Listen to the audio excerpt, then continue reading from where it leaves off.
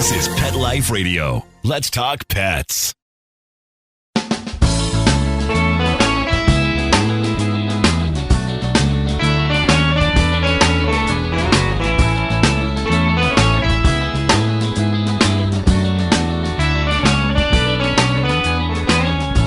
Welcome to Save a Pooch on Pet Life Radio. I am Beverly Isla, your host.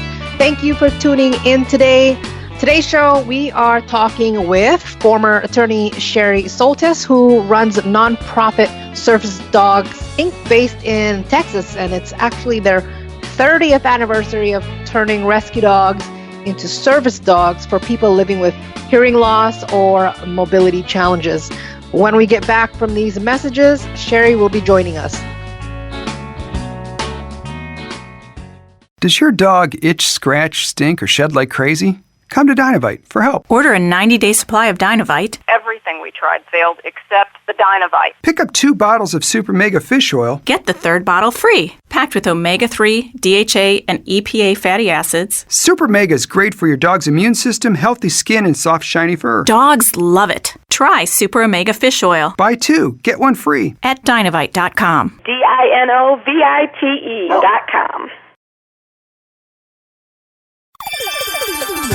Let's Talk Pets on PetLifeRadio.com.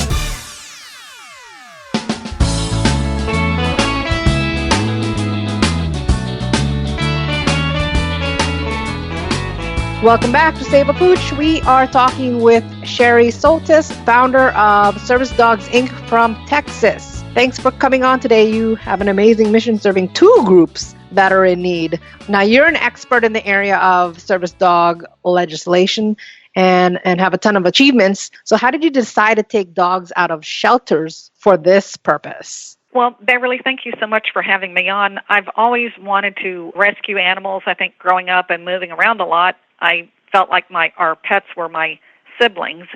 And I had been a lawyer for about 8 years and learned about dogs that help people with disabilities. And I'm kind of a cat person, but cats really don't care if you fall out of your wheelchair for the most part. So I thought, why don't we try dogs? And at the end of the article, it mentioned that a small minority of the groups, I guess that's redundant, just a few of the groups used shelter dogs instead of breeding them. And I decided that's what I wanted to do. So I just got involved a little at a time and then have been doing it full time now for 30 years. Jeez, and left the law behind. So I went from lawyers to stray dogs. So I like to say that's a step up. The evolutionary ladder. But I'm a little bit snarky. That's the cat lady coming out in me. So there you go. Maybe you can quickly talk about that article. I read it, but it's pretty interesting. So maybe the listeners will be interested in it. The article I read in like the 80s? It's the article about... When you were saying how did I get into service dogs and using rescue dogs, I had been dissatisfied with practicing law, and this was before the internet, young ones. So you have to read magazines, and I just read an article in a magazine about assistance dogs, and that's what inspired me to get started. Gotcha. Okay. Yeah. That's fascinating. Now, do you pick and choose who you take out based on their capability to be a service dog, or do you just take out as many as you can? Absolutely. In fact, Thursdays are when we go to shelters and look at dogs, and last 2 Thursdays ago, we went to 4 shelters near the Austin, Texas area, and today the trainers are going to the San Antonio area. But we have a lot of characteristics we look for. We look for a young adult dog, so it has a little bit of a longer attention span, and we basically want a friendly dog that wants to be with people. And because the dogs can go in public with their disabled partners, we want a dog that's confident, so even if something startles it, like maybe a piece of machinery at the Home Depot kind of a place, even if the dog's startled, it will recover and be resilient and say, oh, that's nothing, let's keep going. So sometimes you don't even know about that till you have the dog for a while, because maybe they're a little bit sick at the shelter, and when they feel better, their personality comes out more. But we like to give people a chance. By people, I mean dogs. So we're looking for, and we don't care if it's a pure breed or a mix. I say it's just like your coworkers. If you can do the job, we don't care who your parents are. Right. Yeah, just a friendly, confident dog. If it's going to be a service dog for somebody with a mobility-related challenge, we want a dog that sort of likes to pick up things, so we might throw a toy and see if the dog picks it up. If it's going to be a hearing dog and alert deaf people to sounds, we'll put out a little timer or a little smoke alarm, and if it beeps, we really are watching to see how the dog reacts. and we want a dog that notices a sound and investigates it, maybe does that cute head tilt. If a dog totally ignores it or it's afraid or it tries to attack that little timer, that might be a dog that's happier doing something else. Huh. So how does your system kind of work? Maybe we can get into that when I ask you about the other stuff. But sometimes I find when dogs are traumatized and then they go into shelters, they come out a little bit more. So do you guys give them that time? Sure. We know that dogs, like people, can have post-traumatic stress. So we really try to allow for understanding this is a super chaotic, stressful place to be in a shelter, even though the shelter staff is doing the best they can. So when we test a dog, we give it a lot of time to sort of relax and recover. We'll take it out of the little kennel run and we'll go into an outdoor yard with it, which, again, redundant. But we'll go into a yard and have it off leash and give it some time to sort of sniff and investigate things, smell the old tennis ball. And then we're just looking for a dog that maybe wants to come out and hang out with you. So it's pretty simple, basic things, but we're just trying to get an idea of the temperament. And all of our training is positive reinforcement. We don't use corrections, meaning we don't jerk the dog's collar.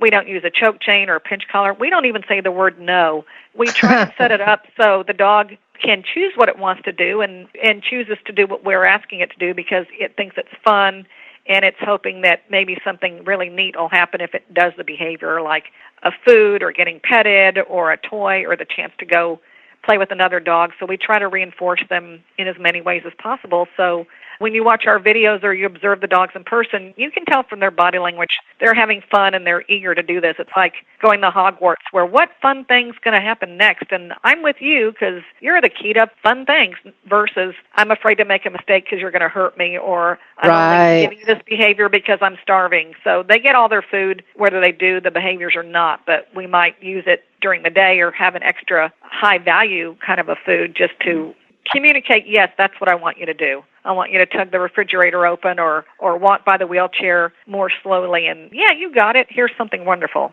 But we don't do mean things to them to try to push them into doing what we want. Yeah, that's a good thing.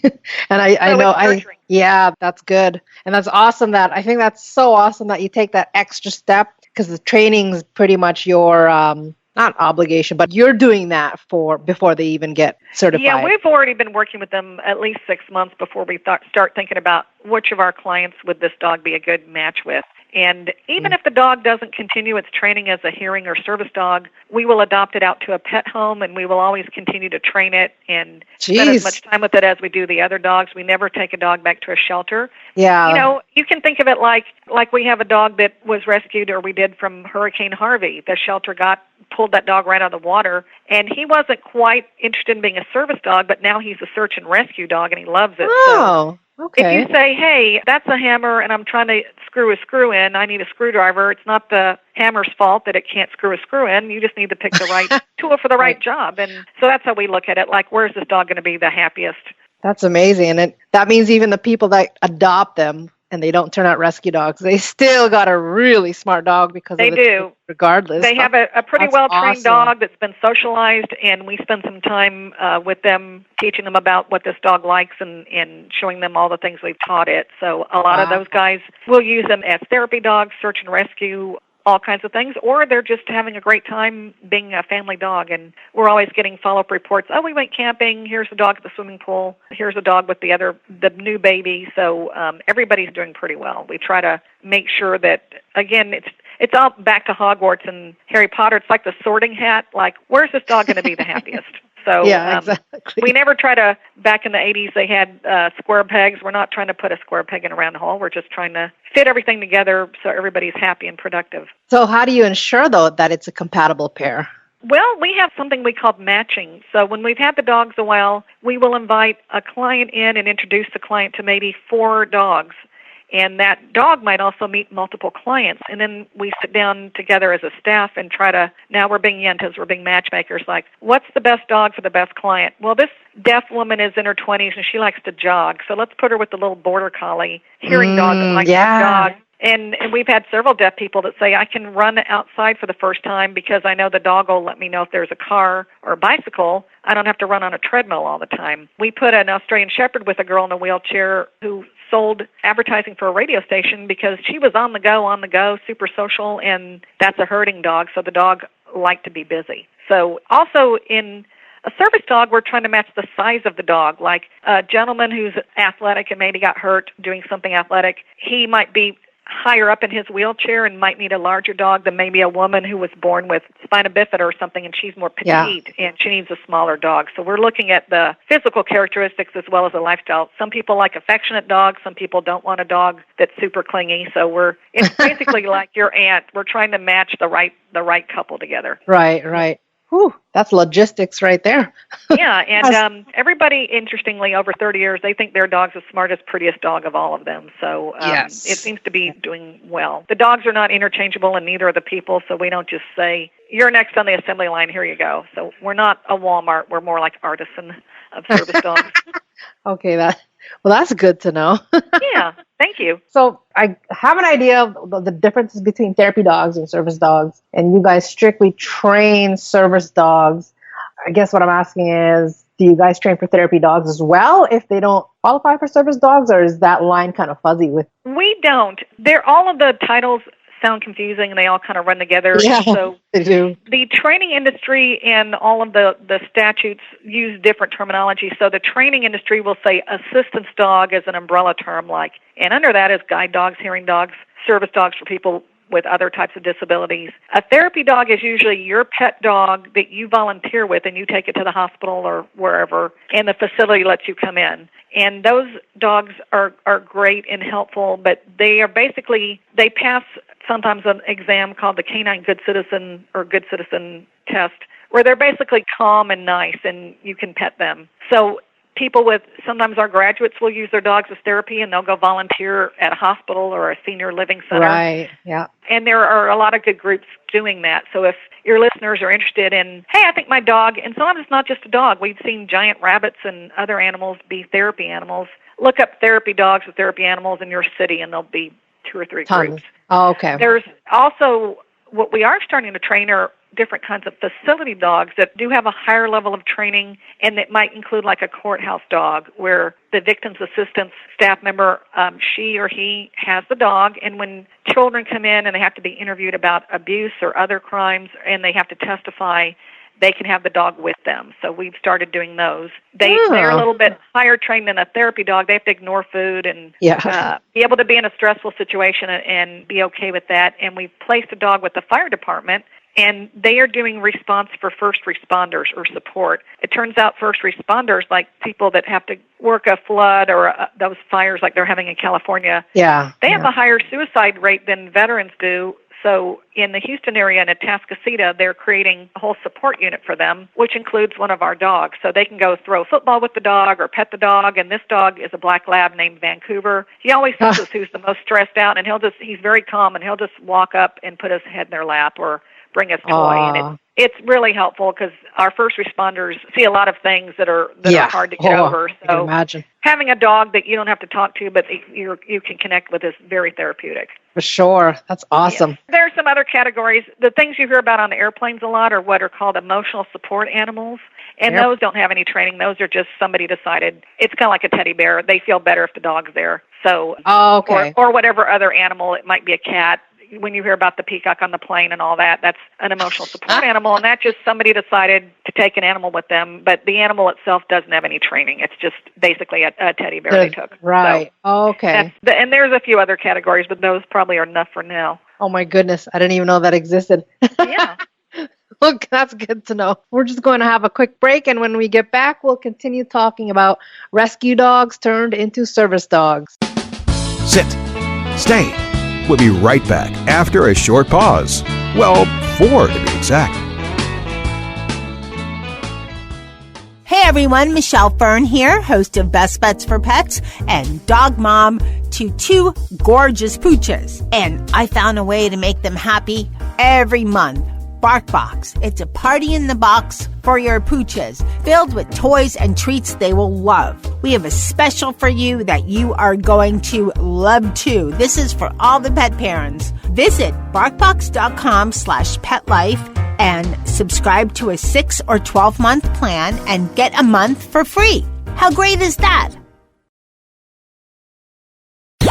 Let's Talk Pets Let's Talk Pets on Pet Life Radio. Pet Life Radio. PetLifeRadio.com. Welcome back to Save a Pooch. We are talking with Service Dogs founder Sheri Sholtes. What I did want to ask you really quickly was, so you know how the stigma with rescue dogs being broken, and you would definitely be the first person online being, no, they are not. What results do you find with rescue dogs and the training that you provide? Well, I think that it's like a chemical formula, and part of it, it's usually, in my opinion, dogs don't end up in shelters because of them. They end up in shelters because of bad parenting. People get divorced, or they say the dog's too much work, and maybe they should have gotten a magazine or with a picture of a dog instead of a dog. So there's a classic book in the 40s by the monks of Newskeet who trained German Shepherds. The first line is, every trainer gets the dog they deserve. So the way a dog is behaving is a reflection of how it's been treated. So that's why I like to rehabilitate these dogs and give them a second chance. Our success rate is comparable and often better than the folks that breed their dogs. And a lot of that is because now most people are using basically positive training, but we were among the first, like 25 years ago. We were yes, hey, we're not going to use the old punishment military methods anymore. We're going to use what the marine mammal industry started pioneering, which was being nice to them. The worst thing that happens if a dog is doing a behavior we don't want, we will just, A, ignore it, so you're not giving them a lot of attention, and B, teach it something else to do instead that it can get rewarded for. For example, if you don't want your dog to jump on you, old school was you knee him in the chest, you push him off of you, all that dominant stuff. Yes. We teach the dog a down, because think about it, you can't lay down and jump on somebody at the same time. So if you are always rewarding them when they lay down, they're going to start laying down to get that reward, and there you go. You no longer have a dog that jumps on you because jumping gets him nothing, but laying down gets him treats and praise and going through the door and getting in the car. So they'll start offering you downs because of the reinforcement history. Right. So all of this positive training is a great way to get animals and people to do what you want. Plus, you're building a great relationship with the animal, because we have people who fall out of their wheelchairs and the dog has to go find the phone or go get help. If you're only controlling them by punishing them, and all of a sudden physically can't do it, then they're going to go, free at last, I'm out of here, stupid. So this way the dog will try to help you because of the relationship. And in behavior, they have like the cue or the command, then the behavior, and then the consequence. The consequence is what drives the behavior, not that you spoke to them in German with their low voice. For example, remember payphones? Every once in a while you find a quarter in a payphone. Oh, yes. Well, if you find a quarter in a payphone, you will check that payphone the next 10 times you walk by it because of the consequence. Something good happened. It's not because there's a sign that says, check me for money. The consequence. Or if you have a lucky slot machine in Vegas, you're going to keep playing that machine because something good happened. So if a dog does something and something great happens, the dog will do it again, and then they'll become very creative. So let's say the dog doesn't get the reward. He's going to try other things to try to get some kind of a reward. And so that way you have a dog that can think for itself and solves problems. So we had a guy one time that passed out in his bathtub. So he couldn't tell the dog to do anything, but the dog pulled him out. He was still dressed. He had a seizure and fell into the bathtub. So the dog figured out, I'm going to try to pull him out of the bathtub, and succeeded in doing that. And that dog actually was very afraid of running water. We think somebody may have tied him up and sprayed him with a hose to punish him. So because of the foundation of the relationship with him and the gentleman who was actually a pastor, he overcame his biggest fear and figured out how to solve this problem by himself. And with a deaf person, they don't know the microwave oven's going off. They don't know the phone is ringing or someone's knocking on the door. Just like a drug dog or a dog that smells, guns or whatever. The cue comes from the environment. So you can't control the dog if you actually have the disability, or if you're the officer, the dog has to want to do it. Yes. So you build up like, every time you do this, something great happens. Well, I'm sure going to do it again then. So it's a really creative way of training, and it works much better for more complex behaviors. It's not just, don't get up unless I tell you to, or I'm going to be mean to you. It's, hey, open the refrigerator, but now I want you to tug the strap attached to the door handles. I want you to tug it with more force, or I want you to nudge my paralyzed arm back to the armrest of the wheelchair. Okay, you touched it, now push it a little harder. So there's a lot of characteristics of a behavior, and this kind of training helps you fine-tune a behavior. It's not just don't cross the line into the kitchen. So it's very elegant, and it's not that it's easy, it's creative, it's fun for you and the animal. And people get away with using crummy training methods on dogs because dogs are resilient. They'll figure out what you want, and they're littler than you are most of the time, so you can manhandle them or overpower them. But if you're working with a killer whale or a bird that can fly away or an elephant, you really want to have behaviors that the animal wants to participate in versus hurting it, because those animals can hurt you if they're afraid or angry at you. Oh, yeah, for sure. So you want to team up.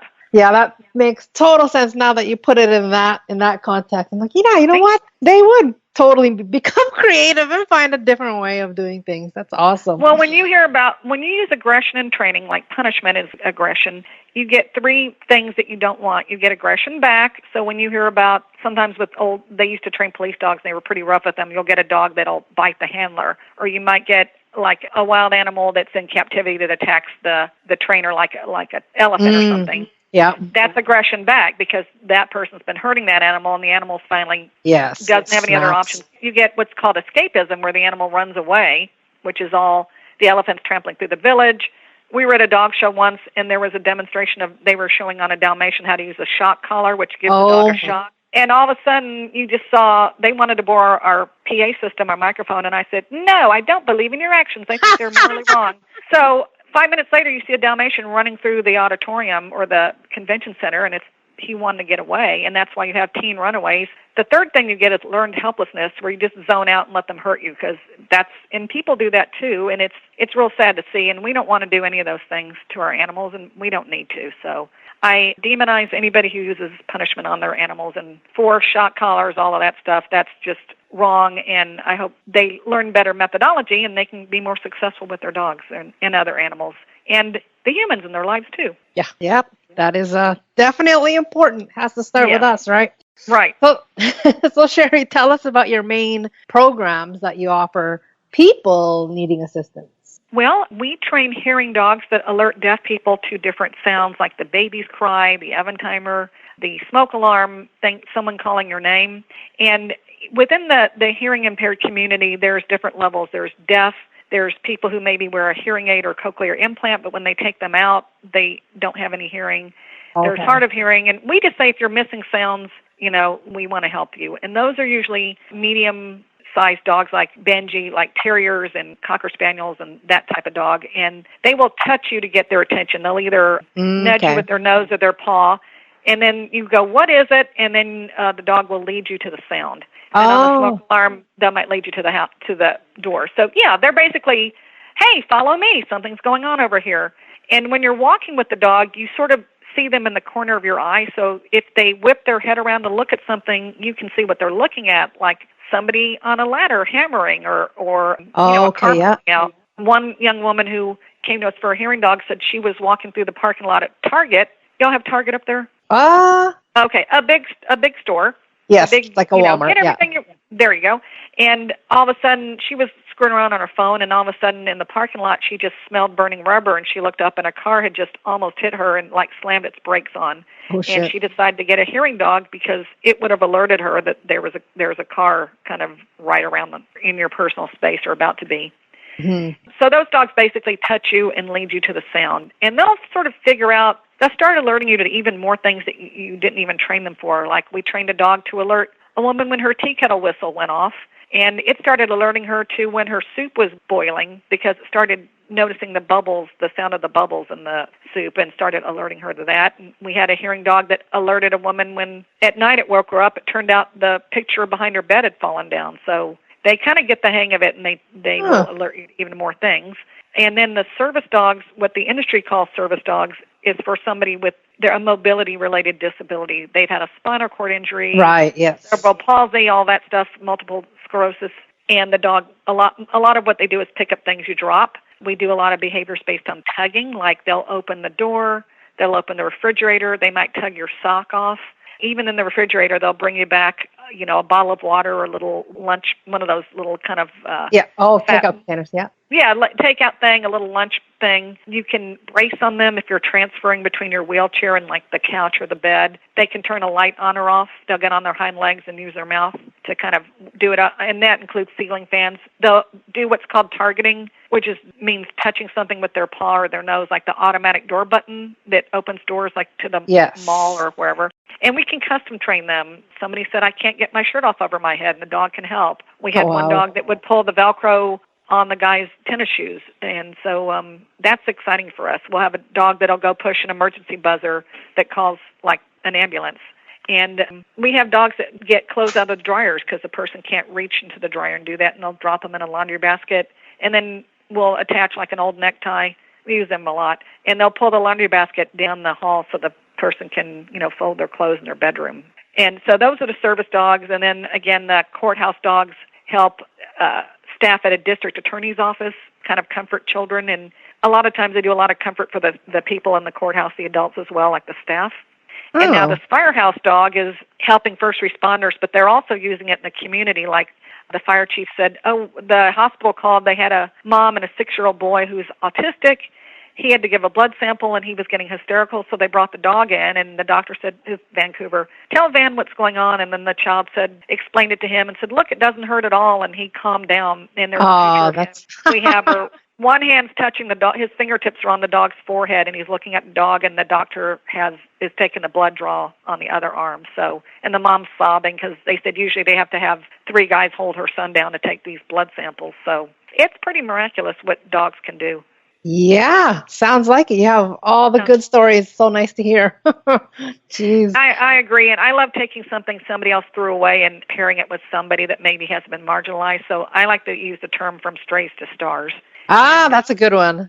Really, when you take an animal and you add some positive reinforcement type training, you can get all kinds of wonderful behaviors and a dog that is choosing to work for you, which is kind of what we want. Just like if you were a police officer, you would want a partner you could depend on who was helping you when you couldn't help yourself because of the relationship, not because he's trying to avoid something bad happening. Yeah, exactly. Yeah. Before we wrap up, in what ways can people help your organization? Well, we're one of the few groups now that still provides the dogs completely for free. Some of the folks out there will have the client go raise money, but we are providing the dogs completely free, including follow-up for the lifetime of the dog. Wow. So we can certainly use donations, and our website is servicedogs.org. And if you're in the Austin, Texas area, we certainly can use volunteers that maybe take a dog home over a weekend or overnight. And we have a big dog walk in the spring, which is called the Mighty Texas Dog Walk. And I'm very proud to say it's already won 7 Guinness World Records, including most dogs walked. It used to be there was a group in Connecticut that when Paul Newman was alive, they did a dog walk. But it was Fidelco, which was a guide dog school in Jersey. But we beat them. Oh, my God. How many do you have?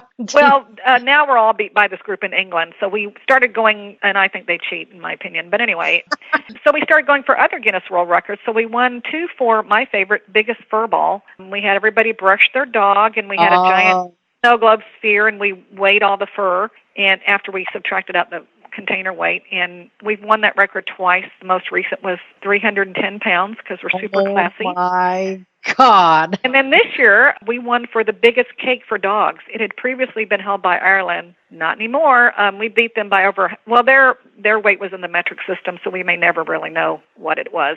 But it translated to around 200 pounds, and our cake was over 300 pounds. And then all the dogs got a free piece of cake after we weighed it. So it was like a wedding reception. So if you're in Texas anywhere or even in the rest of the country, you might want to come for our dog walk next year, and you can find out about that on the website as well. Sounds like it's the doggiest day in the whole USA. When is it held usually? This next one will be Saturday, April 13th near downtown Austin, Texas. So you can come. There's a lot of pet-friendly lodging here in Austin. You get free samples. It's usually about $30 or $40 to walk, but people take home like multiple tote bags of samples from Purina, Petco, all the different dog food brands, Nutrish, and There's a lot of trainers and veterinarians with free consulting out there, so it's a lot of fun. And you get a tired dog, which is a tired dog is a good dog. So it's and we usually have a party theme. This year it was sort of Mardi Gras Carnival, and next year it's high school reunion. So whatever that means to you, you can dress yourself and your dog up, and we'll have some trophies for the coolest costumes. Sounds like fun. Thank you so much, Sheri, for maybe we'll see some poodles wearing poodle skirts. You never know. Well, sky's the limit. They can get creative, you know. Exactly. We definitely have had some Willie Nelson dogs before, which when our theme was Texas Pride. So you see a lot of dogs with braids and cowboy hats, which is hilarious. Oh boy, star dogs, that's for sure.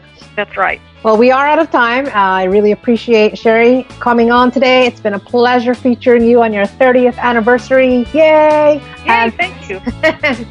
Woof, woof.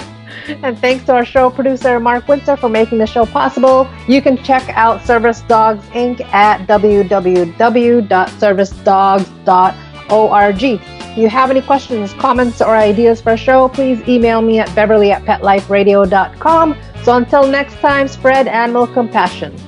Let's Talk Pets, every week on demand, only on PetLifeRadio.com.